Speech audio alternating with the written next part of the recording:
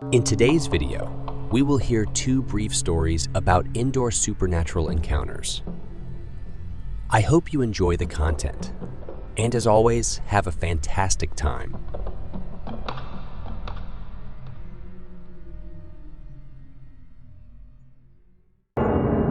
Haunting history of Room 7. The open road stretched out before Charlotte, a ribbon of asphalt winding through the picturesque countryside.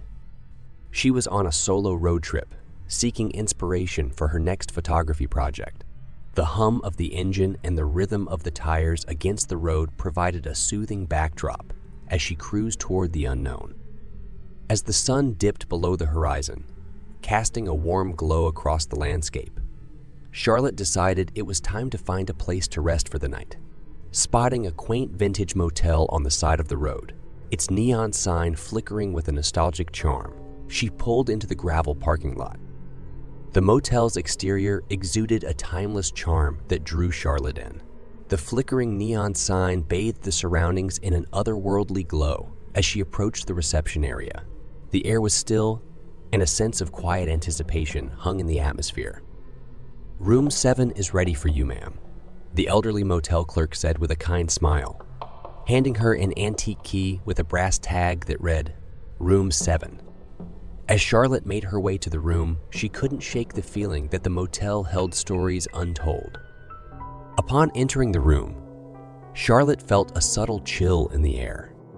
The vintage furnishings and floral wallpaper added to the room's charm, but there was an inexplicable sense of history lingering within the walls. As she settled in, her eyes caught a glimpse of an old weathered drawer near the bedside table. Curiosity getting the better of her, Charlotte opened the drawer to find a collection of faded photographs. Each picture captured a moment frozen in time, featuring guests who had once stayed in the same room she now occupied. Their smiles, frozen in black and white, seemed to conceal untold stories. As she studied the photographs, Charlotte began to notice a strange pattern. The individuals in the pictures bore an uncanny resemblance to the characters in her vivid dreams. It was as if the past and present were colliding in a surreal dance, and Charlotte found herself at the center of this enigmatic performance. Night after night, she was drawn into dreams that echoed the scenes from the photographs. The laughter, the conversations, and even the subtle details played out in her mind with vivid clarity. It was as if the motel room had become a gateway to the past, intertwining her reality with the spirits of those who had long departed. Determined to unravel the mystery, Charlotte delved into the motel's history. The elderly motel clerk, who had seen decades come and go, revealed that Room 7 held a particular significance. It was rumored to be haunted, with stories of unexplained occurrences dating back to the early years of the motel. Undeterred, Charlotte continued her exploration. The dreams intensified, pulling her deeper into the lives of the individuals from the past. She began to feel a connection, a shared experience that transcended the boundaries of time. One night, as she dreamt of a couple in one of the photographs, Charlotte found herself in a bygone era. The motel room transformed into its earlier state, complete with vintage furnishings and the soft glow of a table lamp. The couple, unaware of her presence, engaged in a heartfelt conversation that echoed through the ages. As Charlotte awoke, the room felt charged with energy. The vintage surroundings seemed to have absorbed the essence of the past, and the photographs took on a new significance. It was as if the spirits of the motel's former guests were reaching out to her, imploring her to uncover the truth. Driven by a mix of curiosity and a desire to bring closure to the lingering spirits, Charlotte continued her investigation. She discovered a hidden compartment within the room, revealing a journal belonging to a former guest. The entries chronicled a tragic love story, betrayal, and a final farewell. With each revelation, the dreams became more poignant, and the motel's haunted history unfolded like pages in a ghostly novel. Charlotte felt a responsibility to share the untold stories, to give a voice to the spirits who had found solace within the walls of Room 7. Armed with her camera, Charlotte captured the ethereal essence of the motel and its spectral guests. The resulting photographs told a haunting tale that transcended the boundaries of time. As she checked out of the vintage motel, Charlotte couldn't help but feel a sense of closure, knowing that she had bridged the gap between the past and the present. The road stretched out before her once again, but this time it carried the weight of the stories she had unearthed. As Charlotte drove away, she left behind a motel that held secrets no more, its neon sign flickering in the rearview mirror, a silent witness to the timeless tales of Room 7.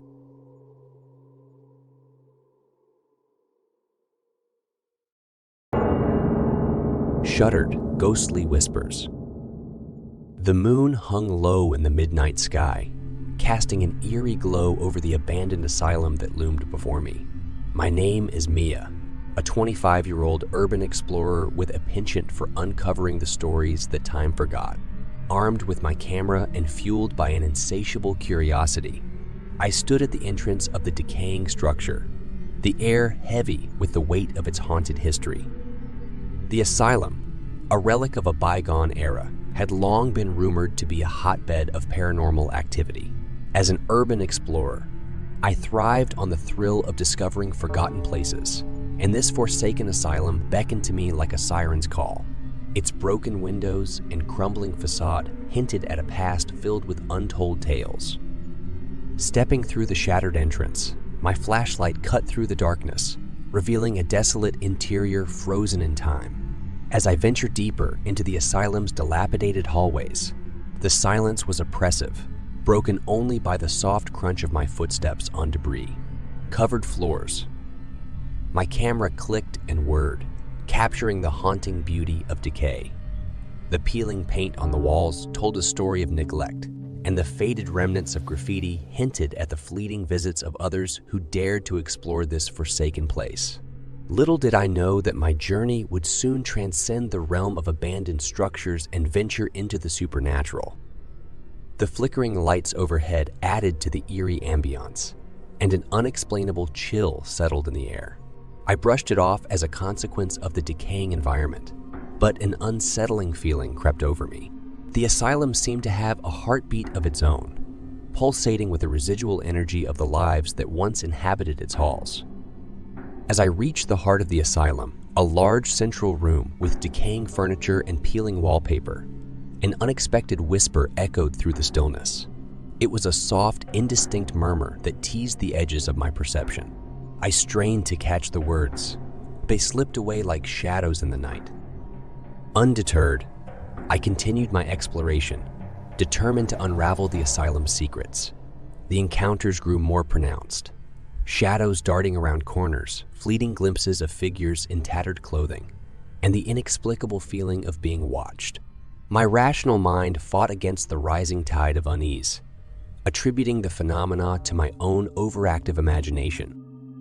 As I entered what appeared to be a long-abandoned patient ward, the air became charged with a heavy energy.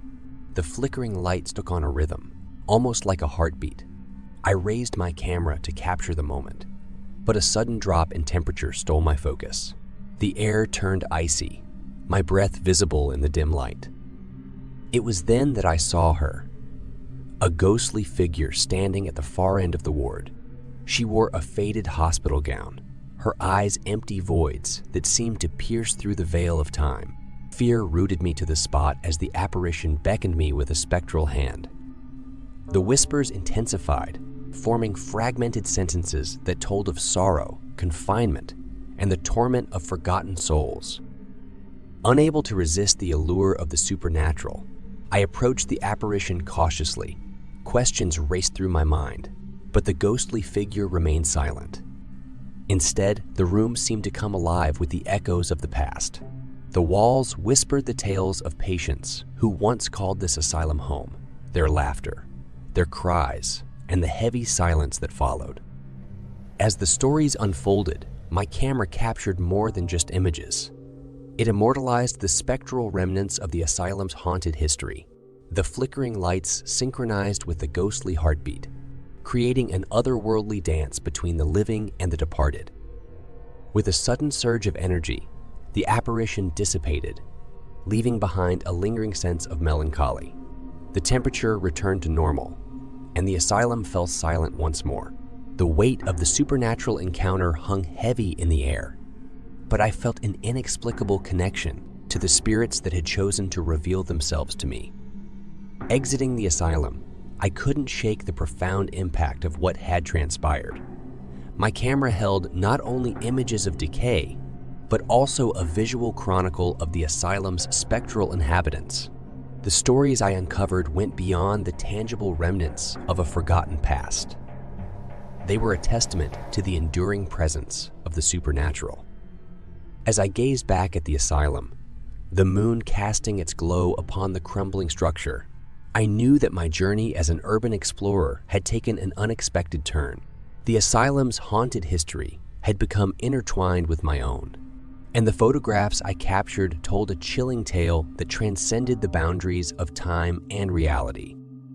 Driving away from the forsaken asylum, I carried with me not just the weight of the camera, but the weight of a paranormal encounter that had blurred the lines between exploration and communion with the supernatural.